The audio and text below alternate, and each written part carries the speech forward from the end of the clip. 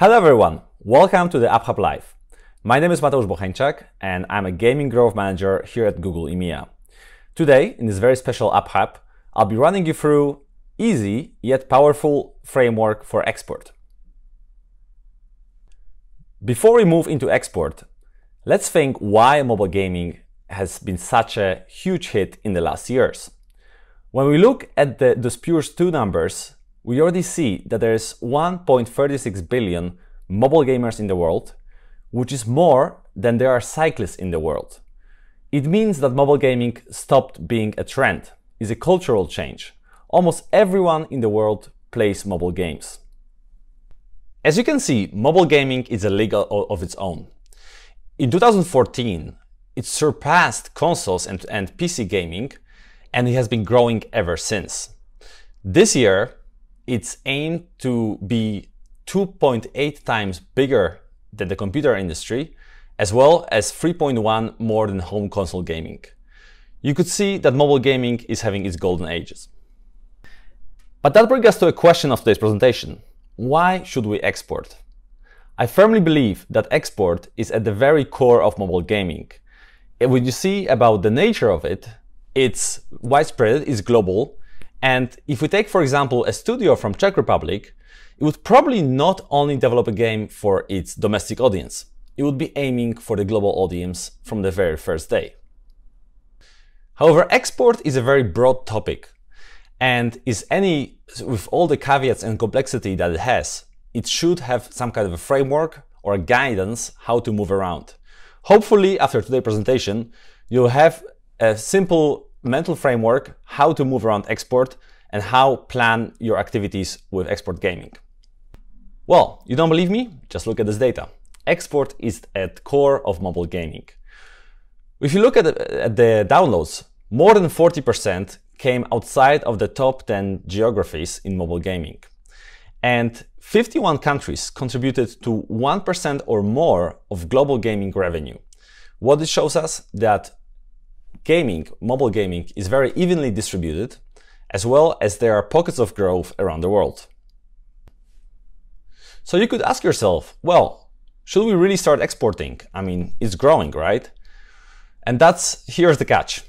Basically, when we look at the market and the competition, it gets tougher and tougher. Everyone knows that gaming is a very interesting area to get into. And we see from those two reports from eMarketer and Newzoo that basically the ocean is getting red. There's more competition, as well as less smartphone devices and less users that will keep on downloading the mobile games as we go forward. Slowdown in year-over-year growth also makes us look for the new pockets of growth around the world. I believe export is the way to go to expand your business, expand your games to a new audiences that could make you profitable for a long time. And here we move to the export and gaming framework. As you can see, it's fairly simple, 4 steps, and I would like just to give you this mental model that you can always adjust and customize depending on your needs. It basically consists of 4 steps like opportunity identification, market assessments, localization, and in the very end, user acquisition tactics. As you can see, export is a very extensive topic. So today we only touch upon about 2 first points, which is the opportunity identification and market assessment. You cannot forget about localization and UA tactics, because the way to be successful in export in gaming is to constantly thinking about all those 4 steps at all times. It's also worth mentioning that it's not a one-time framework. You should use it over time to adjust and optimize your activities in export. So those steps that you see currently on your screens are the ones to consider when we move around the export in gaming. Success definition is a very important one. So what are our goals? What are our KPIs when we go into export? As well as how do we assess the market potential, profit potential, and the competition that's already in this subgenre. Localization is also a very important step in the whole export journey, as you need to choose, do you have capabilities to do the localization in-house with your creative team, or should you partner up with the third party, with a tech partner that could take care of it based on their expertise. And the UA tactics, I mean, we are all very different around the world. And if you look at the behaviors of mobile gamers, they also differ not only from market to market, but also from genre to genre. If you compare casual to a hardcore gamer, they have very different motivations. Why do they play? And it goes to the user acquisition. To have a powerful creative, a powerful ad, we need to understand what drives your audience to download and play your game.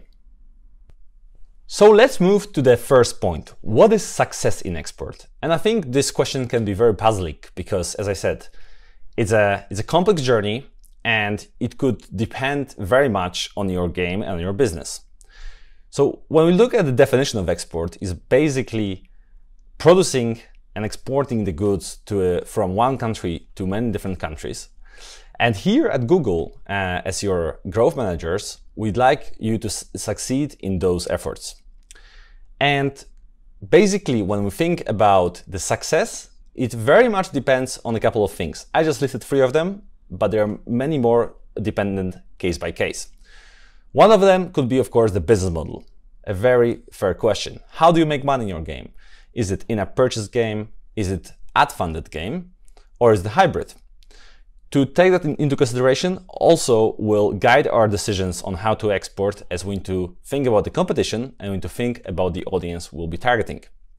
Second of all are of course regulatory limitations. Why are they important? Well, in some countries you would need to get a license to operate as a gaming studio and acquire users. We think, for example, about Greater China. Or you would have to have a special notifications as well as adhere to certain guidelines.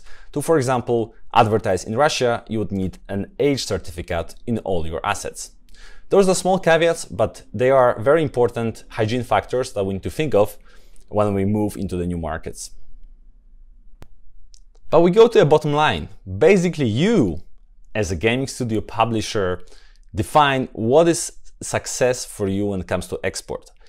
It's highly dependent on your KPIs. My big advice here would be to decide on those factors and KPIs before starting any activities. Why?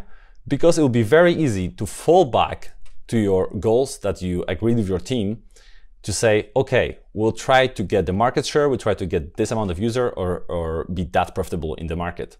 And then all your further decisions will be highly dependent on the goals you chose. So you might ask me, okay, Mati, that sounds good, but what are the KPIs that you would recommend looking at? Once again, the potential metrics that you could look at very much depends on what you're trying to achieve.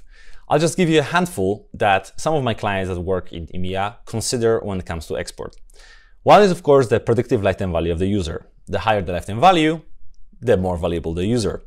And we're trying to get the users in our game that are there to stay and has the high engagement and retention rates. Second could be the ARPDAU in a targeted geo. So what is ARPDAU? It's the average revenue per daily active user, and we see how well we monetize our cohorts. Then could be, of course, the ROAS of the campaigns.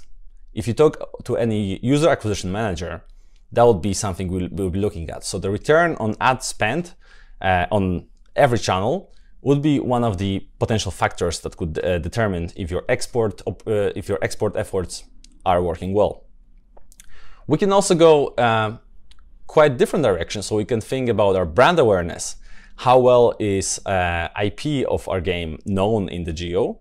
And we can also try to get the target App Store or Play Store ranking, so we know how well we go into the download area in this target geo, and we see how many users we can get.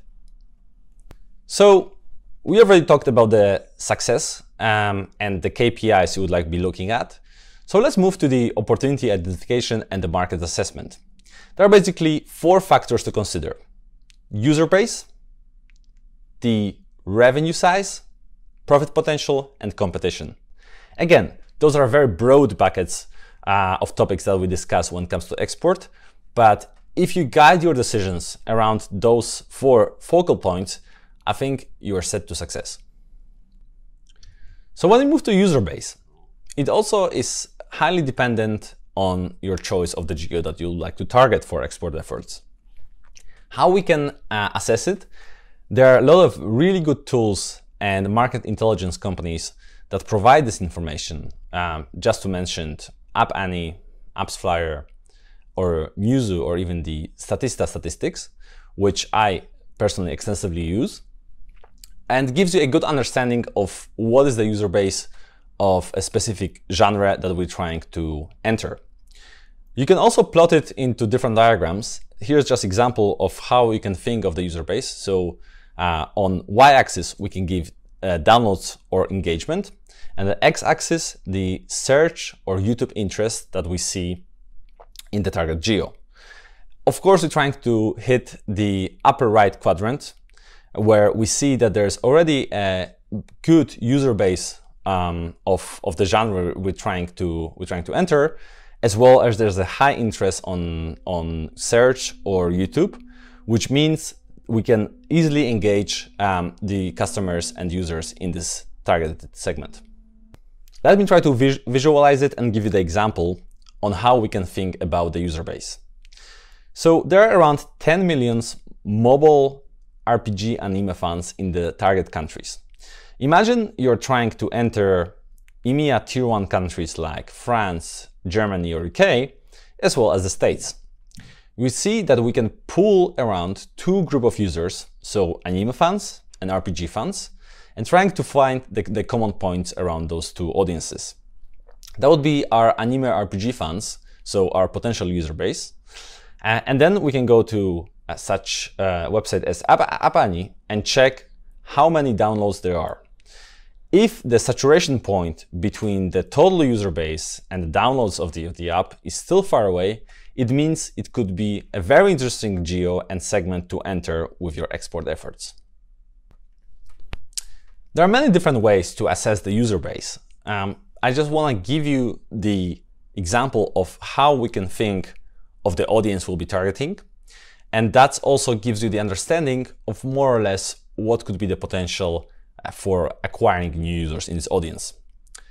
Moving forward to the revenue, which is extremely important as well, we could also think about it in a couple of ways.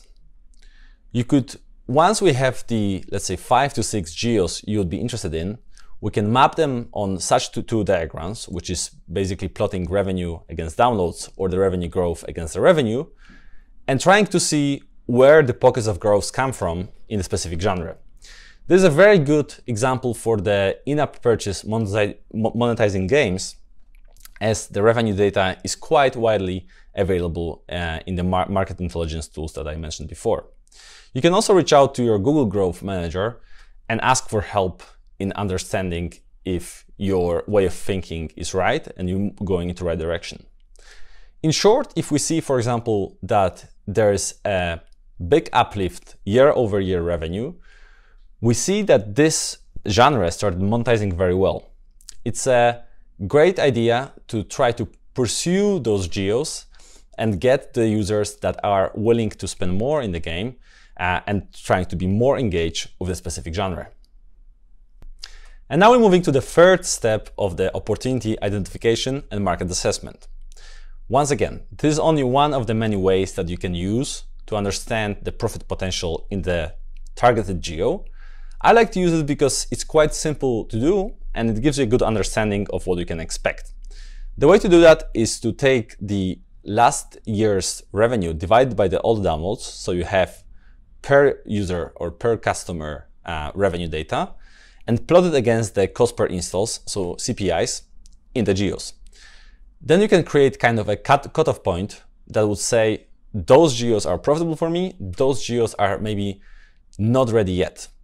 And I think it's a very interesting way to also get the idea of where we should focus our export efforts in the first place in gaming. And now we're moving to the last piece of the market assessment, which is competition. Competition is one of the key factors when it comes to exporting or entering a new market, because they basically defined what has been happening so far in the market. And also it's important to understand for new entrants what kind of games you'll be competing with. I highly recommend checking it out on the market intelligence data and trying to see what the competitors are doing, as well as what you can expect when it comes to trying to acquire new users. Why it's especially important now?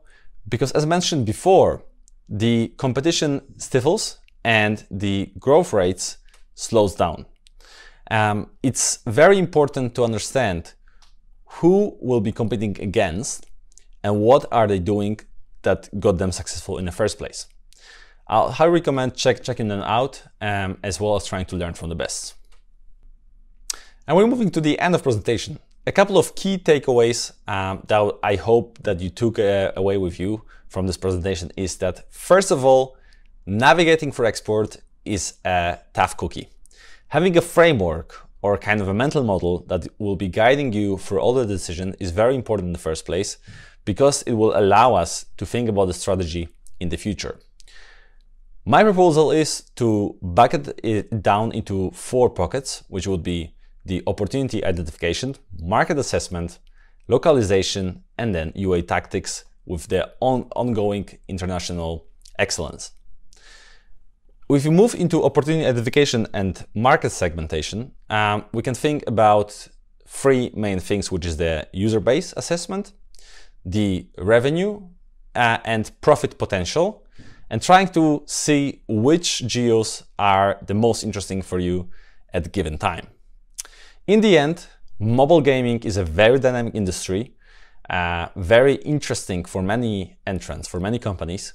So it's also important to see what the competition is doing and trying to understand who you'll be competing with in a targeted geo. Make sure to stay up to date, reach out to your Google Growth Manager. I'm pretty sure they'll be very happy to help you with growing your business in new countries. Thank you very much. It was a pleasure speaking to you, and have a great day.